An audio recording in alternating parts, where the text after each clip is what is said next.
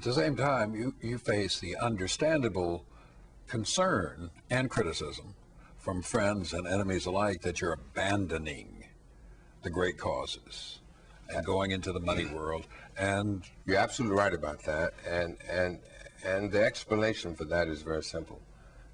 And that is that the reason we went across the Edmund Pettus Bridge was to create options for people to do what their ambitions want them to do.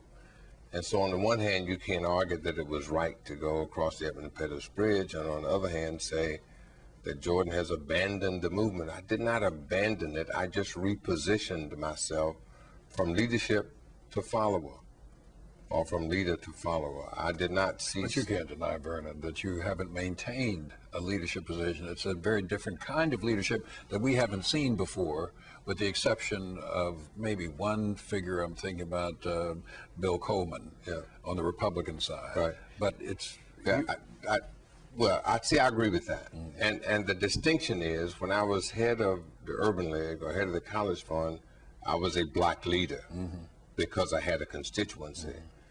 But when I went to Aiken Gump to practice law, I ceased to be a black leader because I had no constituency, and I became a leading black.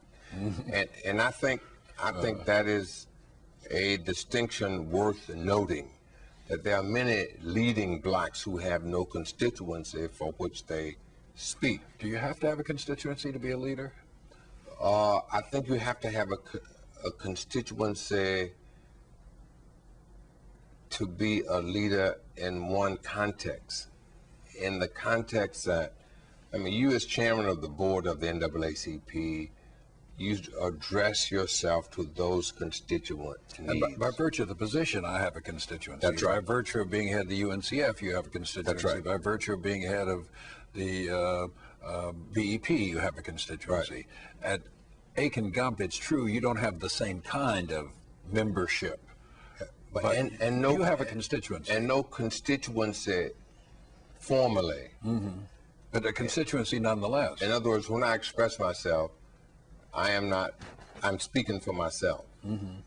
I do not have a board of trustees. I do not have a group of management people with whom I consult. When I was head of the Urban League, take the Carter speech in 1977.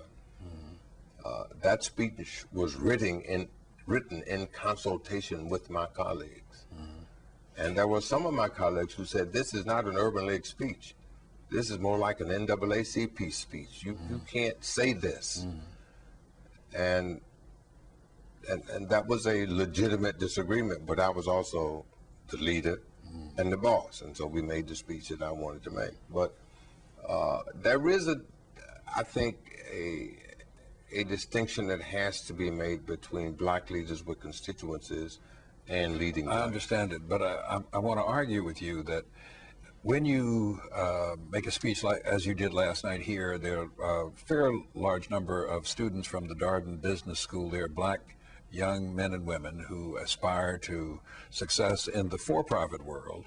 And even though you didn't give a speech, you really are speaking to them. You're telling about your life and experiences, process of writing this book.